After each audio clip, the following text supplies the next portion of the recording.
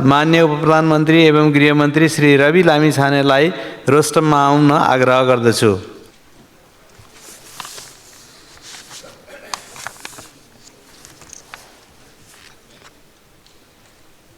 मान्य सदस्यहरू, अब प्रश्नकर्ता माननीय श्री प्रेम सुवाललाई आफ्नो प्रश्न सोध्न अनुमति दिन्छु। प्रश्न नम्बर 1। सभामुख महोदय, गृहमन्त्रीजीसँग जिज्ञासा राख्न चाहन्छु।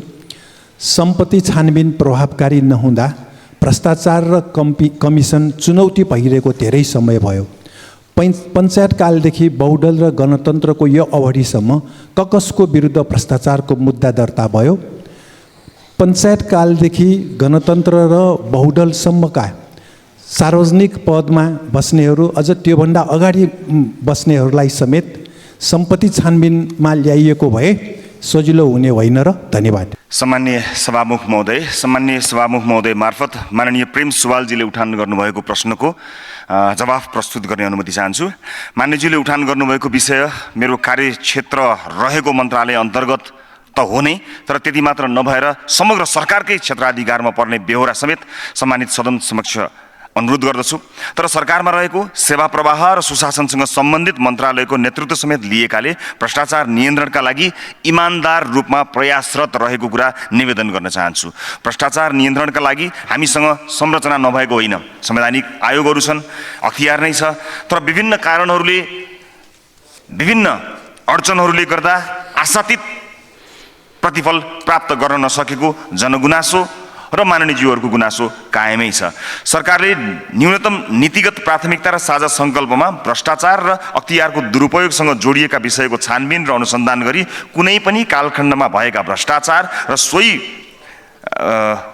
व्यवस्था अन्तर्गत कोही पनि भ्रष्टाचारीमाथि कानुनी कारबाही अगाडि बढाउने उल्लेख गरिएको छ। भ्रष्टाचारी एक दिन कानुनको कठघरामा आउँछ भन्ने विश्वास नेपाली समाजमा स्थापित गर्न जरुरी भइसकेको छ। त्यसतर्फ सरकारले नीति तथा कार्यक्रम र बजेट मार्फत पनि सम्बोधन गरेको कुरा जानकारी गराउन चाहन्छु। कुनै एक पक्षले मात्र सक्रियताका साथ काम गर्दैमा भ्रष्टाचार नियन्त्रण सम्भव हुने होइन। पर्याप्त कानुनी आधार, क्षेत्राधिकार र स्रोत साधन सहित भएका संरचनाको स्तरोन्नति आवश्यक छ।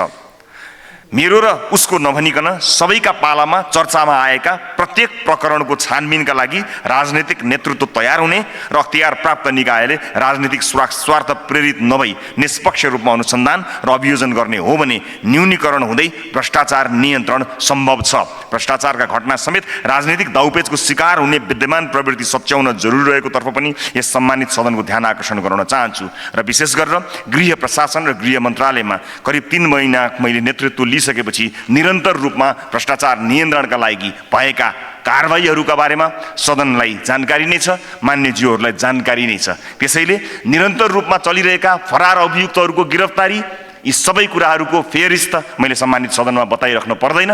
निरन्तर रूपमा सरकार लागि परिरहेको छ र केही दिन अगाडि मात्रै बजेटमा र नीति कार्यक्रममा व्यवस्था भएअनुसार भइरहेका काण्डहरूको मात्र होइन, कुनै पनि कालखण्डमा भएका काण्डहरूमध्ये 25 वटा काण्डहरूलाई छानबिन गर्नको निमित्त शक्तिशाली आयोग गठन गर्ने तयारी रहेको कुरा मैले सम्मानित सदन मार्फत जानकारी गराइसकेको छु। त्यसकारणले कोही पनि बेचैन हुनु पर्दैन। भ्रष्टाचारका कोही पनि मानिसहरू संलग्न छन् भने त्यसमा निर्मम भएर कारबाही गरिन्छ। त्यो साहस, त्यो आँटका साथ हामी प्रस्तुत भएका छौँ भन्ने कुरा निवेदन गर्न चाहन्छु। धन्यवाद।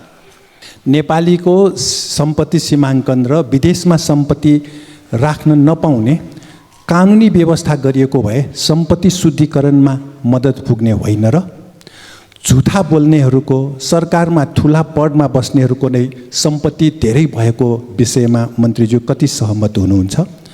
र यो न्यूनतम कार्यक्रम त अब धेरैदेखि भोग्दै आएको जनताले भनिएको कुरा गर्दैन र देखाउटीको लागि भनिन्छ भन्ने पनि छ। यसमा मन्त्रीज्यू के भन्नुहुन्छ? धन्यवाद। माननीय मन्त्रीज्यू जवाफ दिनुहोस्।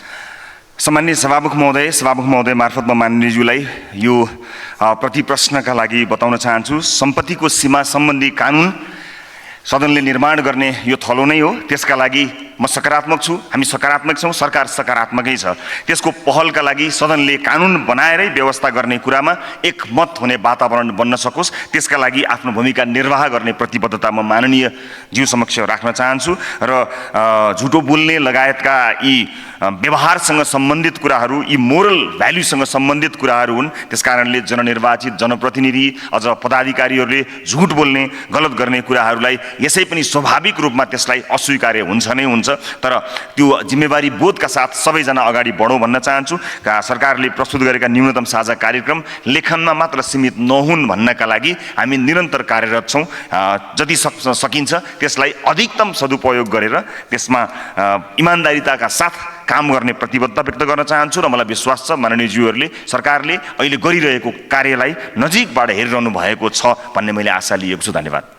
माननीय श्री विद्या भट्टराईलाई आफ्नो प्रश्न सोध्न अनुमति दिन्छु। प्रश्न नम्बर 2। सम्मान्य सभामुख महोदय, सम्मान्य सभामुखज्यू मार्फत म माननीय गृहमन्त्रीज्यूलाई प्रश्न गर्न चाहन्छु। नेपालमा वर्षेनी, डढेलो, बाढी पहिरो, डुबालले सयौँ झन्डनको क्षति हुने गरेको छ। गत वर्ष भूकम्पले पनि धेरै स्थानमा ठुलो क्षति पुर्याएको छ। भूकम्प प्रभावित क्षेत्रको पुनर्निर्माणको कार्य अझै सम्पन्न हुन सकेको छैन। भूकम्प प्रभावित क्षेत्रको पुनर्निर्माण कार्य कहिलेसम्म सम्पन्न हुन्छ? जलवायु परिवर्तनसँगै हामी कहाँ आकलन नगरेका प्राकृतिक विपत्तिका समस्याहरू देखा परिरहेका छन्। नेपालमा आकलन गर्न सकिने तथा वर्षेनी मौसम अनुसार देखा पर्ने विपदहरूले पनि हरेक वर्ष ठुलो क्षति पुर्याउने गरेको छ। डढेलो, बाढी पहिरो, डुबान एकै प्रकृतिका विपदहरू हामी भोगिरहेका छौँ। यसको न्यूनीकरण र समाधानका लागि सरकारको ठोस तयारी के रहेको छ? विपदको जोखिमलाई आकलन गरी विपदमा हुन सक्ने क्षतिको समेत पूर्व मूल्याङ्कन प्रणालीको व्यवस्थाका लागि कस्तो तयारी गरिएको छ? धन्यवाद। सम्मान्य सभामुख महोदय मार्फत माननीय विद्या भट्टराईजीलाई प्रश्नका लागि धन्यवाद दिँदै उहाँले राख्नुभएको प्रश्नको जवाफ प्रस्तुत गर्ने अनुमति चाहन्छु। सम्मान्य सभामुख महोदय, विपद प्रभावित घर परिवारलाई अस्थायी आवास निर्माण अनुदान कार्यविधि 2081 तर्जुमा भई सहमतिका लागि अर्थ मन्त्रालयमा पठाइएको कुरा जानकारी गराउन चाहन्छु। र हिजो भर्खरै माननीय अर्थमन्त्रीज्यू, अर्थ सचिवज्यू लगायत अर्थ मन्त्रालयको टोली समक्ष यस विषयमा आएका कुनै पनि रायका लागि अर्थ मन्त्रालयमा आएका पत्रहरूलाई तत्काल अगाडि बढाउनको निमित्त मैले निवेदन गरेको छु। र मलाई विश्वास छ हिजो नै अर्थ मन्त्रालयले त्यसलाई मन्त्री परिषदमा निर्णयार्थ अगाडि बढाइसकेको छ। मैले माननीय सदस्यहरू समक्ष सत्य बोल्नुपर्ने हुन्छ, यहाँ जवाफ होइन समाधान दिनुपर्ने हुन्छ। प्रक्रियागत ढिलासुस्तीहरूको शिकार सदन भएको छ, सरकार भएको छ, सिङ्गो समाज भएको छ। प्रक्रियागत रूपमा हुने गरेका यी ढिलासुस्तीका कारण आम मानिसले हामीले सोचे जस्तो सेवा पाएको छैनन्। यो कुरालाई मैले यो सदनमा स्वीकार गर्नुपर्दछ। तर त्यस्तो नहोस् भन्नका लागि एउटा विधि बनाउनु पर्ने हुन्छ। हामीले काम गर्ने नीतिमा हो र नीतिमा टेकेर नै भविष्यमा हुने त्यस्ता किसिमका कुनै पनि गतिविधिहरूलाई नियन्त्रण गर्ने हो, सरकारले सम्बोधन गर्ने हो। यस अगाडि यस्तो किसिमको क्रियाकलाप भयो भएन सायद यहाँहरूले थाहा पाउनु भएको छ होला। तर यसपटक पनि विधि बनाएरै, कार्यविधि बनाएर नै कुनै पनि किसिमका विपदहरूलाई सम्बोधन गर्न सकियोस् भनेर ऐतिहासिक एउटा दस्तावेज, इतिहासमै पहिलो पटक विपद प्रभावित निजी आवास प्रबलीकरण, पुनर्निर्माण तथा पुनर्स्थापना अनुदान कार्यविधि 2081 लाई हामीले पारित गरेका छौँ। यो कार्यविधिमा सम्पूर्ण कुराहरू उल्लेख गरेका छौँ। यस अगाडि यो कार्यविधि प्राप्त भएको भए कुनै पनि मन्त्रीले आफ्नो काम अगाडि बढाउनको निमित्त सहज हुने थियो। हामीले काम गर्ने विधिका माध्यमबाट मात्रै हो। त्यसकारणले यो विधि बनेको छ। यो विधिबाट हामी सम्बोधन गर्ने काममा अगाडि बढ्नेछौँ। यस विधिबाट बाढी पहिरो मात्र होइन, चट्याङ, हिम पहिरो, कुनै पनि किसिमका विपदमा परेका नागरिकलाई कहाँ कहाँ कसरी सम्बोधन गर्ने भन्ने कुराको पूर्ण फेयरिस्त तयार गरिएको छ। नियम कानुनको अधीनमा रहेर, कार्यविधिको अधीनमा रहेर हामी यसमा काम गर्न सक्दछौँ। त्यसको तयारी भएको छ। यसअगाडि यथेष्ट प्रयास हुन सकेको छैन। अझै पनि भूकम्प पीडितहरूलाई हामीले पूर्ण रूपमा सम्बोधन गर्न सकिरहेका छैनौँ। विधिको अभावले, कार्यविधिको अभावले यस्ता समस्याहरू आएका थिए, जटिलताहरू आएका थिए। तर त्यस्तो जटिलता भविष्यमा नआओस् भन्नका लागि हामीले एउटा अत्यन्तै ठुलो अध्ययन गरेर ऐतिहासिक दस्तावेज प्रमाणीकरण समेत गरिसकेको हुनाले अब यसलाई कार्यान्वयनको चरणमा लिएर जानु छ। यस वर्ष सोचे जस्तो सफलता प्राप्त गर्न गाह्रो छ। यद्यपि त्यसलाई कार्यान्वयन गर्नेतर्फ हामी चुस्त दुरुस्त रूपमा काम गरिरहेका छौँ। विपद प्रभावित निजी आवास प्रबलीकरण, पुनर्निर्माण तथा पुनर्स्थापना अनुदान कार्यविधि 2081 स्वीकृत भई कार्यान्वयनको चरणमा रहेको र विपद सम्बन्धी सबै विषय क्रमशः सोही कार्यविधि अनुसार सम्बोधन गर्दै जाने बेहोरा म सम्मानित सदन समक्ष अनुरोध गर्न चाहन्छु। र सँगसँगै विपदमा परेका सबै नागरिकलाई ध्यान दिनको निमित्त, त्यसमा पूर्व तयारीहरू गर्नको निमित्त एउटा कमान्ड पोस्टको हामीले स्थापना गरेका छौँ। अधिकार सम्पन्न सम्पूर्ण स्टेक होल्डरहरू एकै ठाउँमा बसेर क्षतिलाई कम गर्ने, न्यूनीकरण गर्ने विषयलाई काम अगाडि बढिसकेको छ र त्यसको लागि विशेष तयारीका साथ हेलिकप्टरहरूलाई स्ट्यान्ड बाई राख्ने, नेपाली सेना, नेपाल प्रहरी, सशस्त्र प्रहरीका तालिम प्राप्त जवानहरूलाई स्ट्यान्ड बाई राख्ने लगायतका सम्पूर्ण तयारीहरू हामीले सम्पन्न गरेका छौँ र अप्ठ्यारोमा परेका ठाउँहरूमा पूर्व सूचना दिने र उहाँहरूलाई स्थानान्तरण गर्नको निमित्त जिल्ला विपद व्यवस्थापन कार्यालय अन्तर्गत र सिडिओ कार्यालयहरूका मार्फतबाट जहाँ जहाँ जोखिम परेको छ त्यहाँ सूचना दिने र सूचना दिइसकेपछि ती नागरिकलाई स्थानान्तरण गर्न सक्ने ठाउँहरू, सरकारी भवनहरू,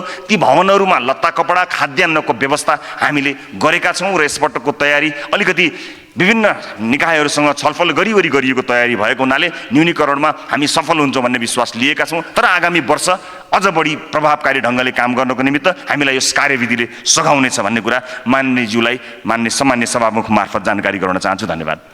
विपद कोष अपर्याप्त छ, स्रोत साधनको अभाव छ, तत्काल उद्धारको लागि अप्ठ्यारो छ। आफ्नो कोष निर्माण गर्नेतर्फ ध्यान दिनुपर्छ कि तालिम प्राप्त रेस्क्यु टिम अहिले पनि छैन र आज पनि हामीले बस्तीको स्थानान्तरण गर्न सकेका छैनौँ। यसतर्फ मन्त्रीज्यूको के योजना रहेको छ? माननीय मन्त्रीजी जवाफ दिनुहोस्। सम्मान्य सभामुख महोदय मार्फत माननीयज्यूको पूरक प्रश्नको जवाफ दिने अनुमति चाहन्छु। विपद कोषमा 6 अर्बभन्दा बढी रकम रहेको कुरा म सम्मानित सदनलाई फेरि पनि निवेदन गर्न चाहन्छु। त्यसको परिचालनमा भएका जटिलतालाई फुकाउनको निमित्त हिजो भर्खरै अर्थ मन्त्रालयसँग कुराकानी भएको र माननीय अर्थमन्त्रीज्यूले सकारात्मक रहेको र विभिन्न आफ्ना निकायहरूलाई निर्देशन दिइसकिवरी मेरो अपेक्षा र आशा छ त्यो निर्देशन बमोजिम स्वीकृति आजसम्म प्राप्त भइसकेको हुनुपर्दछ। केही बेर अगाडि माननीय अर्थमन्त्रीज्यूसँग मैले यसबारेमा कुराकानी पनि गरेको थिएँ र यसको स्वीकृतिका लागि, यसलाई सहजीकरण गर्नका लागि अर्थ मन्त्रालय सकारात्मक रहेको र यो अगाडि बढिसकेको जानकारी मैले लगभग प्राप्त गरिसकेको छु र त्यसलाई म पुनः भेरिफाई पनि गर्न चाहन्छु। सम्मान्य सभामुख महोदय, विभिन्न ढङ्गले स्रोत परिचालन गर्नको निमित्त हाम्रा जटिलताहरूलाई, कानुनी जटिलताहरू र अन्तर मन्त्रालयगत अथवा अन्तर निकायगत जटिलताहरूलाई सुल्झ्याउँदै मान्यज्यूले चासो राख्नुभएको विषयमा हामीले सफलता प्राप्त गर्नेछौँ भन्ने कुरा जानकारी गराउन चाहन्छु। धन्यवाद। पछिल्लो समय नेपालमा हिंसाका घटनाहरू निकै बढेका छन्, जसमा महिलामाथि हुने अपराध बढ्दो अवस्थामा रहेका छन्। महिलामाथि हुने बलात्कार, घरेलु हिंसा, यौन उत्पीडन, एसिड आक्रमण, प्रसुति हिंसा, दाइजोका कारण हुने हिंसा, बालविवाह, कुटपिट, मानसिक यातना, हत्या लगायतका घटनाहरू दर्ता हुने र घटना सार्वजनिक हुने अवस्था रहेको छ। त्यस्तै राज्यका विभिन्न तह र निकायमा कार्यरत महिला, निजी कार्यालयमा कार्यरत महिला, व्यवसायमा कार्यरत महिला र सेवा क्षेत्रमा कार्यरत महिला, श्रम क्षेत्रमा कार्यरत महिलामाथि शोषण, हिंसा र दुर्व्यवहार हुने गरेका तथ्यहरू सार्वजनिक भइरहेका छन्। यसको न्यूनीकरण र दीर्घकालीन समाधानका लागि मन्त्रालयको कस्तो कार्ययोजना रहेको छ? माननीय मन्त्रीज्यूलाई प्रश्न गर्न चाहन्छु। सम्मान्य सभामुख महोदय मार्फत माननीय विद्या भट्टराईज्यूले उठान गर्नुभएको प्रश्नको जवाफ दिने अनुमति चाहन्छु। आगामी आर्थिक वर्ष 2081-82 को नीति तथा कार्यक्रममा बालबालिकामाथि हुने दुर्व्यवहार, यौन हिंसा, मानव बेचबिखन, बलात्कार, छुवाछुत, लागु पदार्थ दुर्व्यसन, छाउपडी, दाइजो तथा तिलक जस्ता सामाजिक विकृति र शोषण अन्त्य गर्ने, सामाजिक कुरीति नियन्त्रण सम्बन्धी कानुनी व्यवस्थालाई कडाइका साथ कार्यान्वयन गर्ने र बलात्कार तथा घरेलु हिंसा लगायत सबै प्रकारका हिंसा, विभेद र शोषण विरुद्धका मुद्दामा सरल, सुलभ र छिटो न्याय निरूपण हुने व्यवस्था मिलाइने भन्ने स्पष्ट गरिएको छ। सबै प्रहरी चौकीमा महिला सहायता कक्ष स्थापना गर्ने नीति लिएको छ। कार्यस्थलमा हुने यौनजन्य दुर्व्यवहार निवारण ऐन 2071 कार्यान्वयन भइरहेको छ। हिंसा न्यूनीकरणका लागि सचेतना अभियान सहित महिला सशक्तिकरणलाई थप नतिजामुखी बनाउँदै लगिने कुरा स्पष्ट पार्न चाहन्छु। यसलाई थप प्रभावकारी बनाउन सम्बद्ध सबै निकाय र सरकारवालाको समन्वय र सहकार्यमा नीतिको प्रभावकारी कार्यान्वयन गरिने बेहोरा सम्मानित सदन समक्ष अनुरोध गर्न चाहन्छु। महिला हिंसासँग सम्बन्धित घटनामा राज्यका अधिकारीले नै पीडकको बचाउ गर्ने गरेको, प्रहरीले अनुसन्धानमा व्यवस्था वा लापरवाही गर्ने गरेको तथा अदालतले निर्णय सुनाए पनि फैसला कार्यान्वयन नहुँदा पीडितले न्यायको व्यावहारिक अनुभूति गर्न नपाएको घटना सन्दर्भ पनि प्रशस्तै सुन्न देख्न पाइन्छ। सुरक्षा, अनुसन्धान र फैसला कार्यान्वयनमा गृह प्रशासन जोडिने भएकाले यदाकदा सुनिने देखिने यस्ता घटनाप्रति पनि हामी अत्यन्त संवेदनशील छौँ। भर्खरको अछाम घटनापछि छाउपडी कुप्रथा, त्यसको असर, अन्त्यको अभियान र त्यसलाई अन्त्य गर्ने अभियान आदिसँग जोडिएका पक्षबारे अध्ययन गर्न मन्त्रालयले समिति बनाएको जानकारी गराउँदै महिला विरुद्ध हुने सबै प्रकारका विभेद, हिंसा र शोषण अन्त्य, पीडकलाई हदैसम्मको कारबाही र पीडितको न्यायका लागि गर्नुपर्ने थप पहलबारे निरन्तर झकझक्याउन समेत म प्रश्नकर्ता सहित सम्पूर्ण माननीयज्यूहरू समक्ष आग्रह गर्न चाहन्छु। धन्यवाद। सबैभन्दा पहिला त मुद्दा दर्ता नै नहुने अवस्था छ मान्य मन्त्रीज्यू। त्यसै गरी चौकी स्तरमा महिला बालबालिका सेल र महिला प्रहरी अहिले पनि छैनन्, जसले गर्दा महिला र बालबालिका सम्बन्धी घटनाहरू अझै पनि बाहिर आएका छैनन्, दर्ता हुन सकेका छैनन्, त्यहाँ पुग्न सक्ने अवस्था पनि बनेको छैन। यसतर्फ मन्त्रीज्यूको धारणा के रहेको छ? माननीय मन्त्रीज्यू। सम्माननीय सभामुख महोदय मार्फत पूरक प्रश्नको जवाफ दिने अनुमति चाहन्छु। मुद्दा दर्तामा देखिएका समस्याहरूलाई मध्यनजर गर्दै गृह मन्त्रालयले प्रहरी प्रधान कार्यालयसँगको छलफलमा अब मुद्दा दर्ता गर्नको निमित्त मुद्दालाई दर्ता गरिसकेपछि त्यो दर्ता नम्बर कागजमा लेखेर दिने मात्र होइन, एफआइआरको एउटा कपी पीडितलाई उपलब्ध गराउने कार्यविधि र कानुनी व्यवस्थाका लागि गृह कार्य गरिरहेको छ। यो सम्पन्न भइसक्दा कुनै पनि मुद्दा प्रहरी कार्यालयमा जाँदा या कहीँ मुद्दा दर्ता गर्दा त्यो मुद्दाको एन्ट्री हुन्छ। एन्ट्री भइसकेपछि एउटा केस नम्बर जेनेरेट हुन्छ। त्यो केस नम्बर जेनेरेट भइसकेपछिको विवरण प्रिन्ट गरेर पीडितलाई दिँदा पीडितले दर्ता भएको आफ्नो सम्पूर्ण विवरण र एउटा प्रति प्राप्त गर्ने भएको हुनाले यसको अनिवार्यतामा अत्यन्त धेरै जोड पुग्छ। यसको कार्यान्वयनका लागि छलफल अगाडि बढिसकेको छ र चाँडै नै नतिजा आउने कुरा पनि जानकारी गराउन चाहन्छु। महिला सेल र बालबालिका सेलका लागि पनि अत्यन्त धेरै प्रयास भइरहेको छ। सीमित स्रोत साधनका बीच हामीले धेरै कार्य सम्पादन गर्नुपर्ने भएका हुनाले त्यस चुनौती बीच पनि यी महत्त्वपूर्ण विषयहरूलाई प्राथमिकताका साथ मन्त्रालयले हेरेको कुरा सम्माननीय सभामुख महोदय मार्फत माननीयज्यू र सिङ्गो सदनलाई जानकारी गराउन चाहन्छु। धन्यवाद। मान्य सदस्यहरू, अब प्रश्नकर्ता मान्य सदस्य प्रदीप पौडेललाई आफ्नो प्रश्न सोध्न अनुमति दिन्छु। प्रश्न नम्बर 4। सम्माननीय सभामुख महोदय, मैले अरू प्रश्नहरू पनि राखेको थिएँ तर अरू अस्वीकृत भएको भन्ने सूचना प्राप्त भएको छ। अस्वीकृत हुनको कारण जान्न पाउनेछु भन्ने अपेक्षा राखेको छु। पछिल्लो प्रश्न माननीय गृहमन्त्री रवि लामिछाने अर्थात् तपाईँको पासपोर्टको बारेमा महान्यायाधिवक्ता कार्यालयले गरेको निर्णयका सम्बन्धमा सरकारको के धारणा छ? साथै पछिल्लो पल्ट सरकारी प्रकरणमा सहकारी प्रकरणमा सोही कार्यालयले क्लिन चिट दिने संवैधानिक र कानुनी प्रावधान कहाँ के कस्तो छ? सरकारले यसलाई नजिर मानेको हो वा होइन भने महान्यायाधिवक्तालाई पदीय आचरण विपरीत कार्य गरेको अभियोगमा कारबाही किन नगर्ने? सम्माननीय सभामुख महोदय मार्फत माननीय प्रदीप पौडेलजीले उठाउनु गर्नुभएको प्रश्नको जवाफ दिने अनुमति चाहन्छु। सभामुख महोदय तथा माननीय सदस्यज्यू, तपाईँले उठाउनु गर्नुभएका दुवै विषयहरू सम्मानित अदालतमा विचाराधीन मुद्दा रहेका हुनाले सम्मानित अदालतमा विचाराधीन रहेको मुद्दालाई त्यसै अवस्थामा सदनमा वा कहीँ चर्चा गर्नु त्यति उपयुक्त नभएको हुनाले सम्मानित अदालतमा विचाराधीन मुद्दामा मैले अहिले बोल्नु त्यति उपयुक्त नहुने कुरा जानकारी गराउन चाहन्छु। र माननीयज्यूले अस्वीकृत भएको प्रश्न भन्नुभएको रहेछ।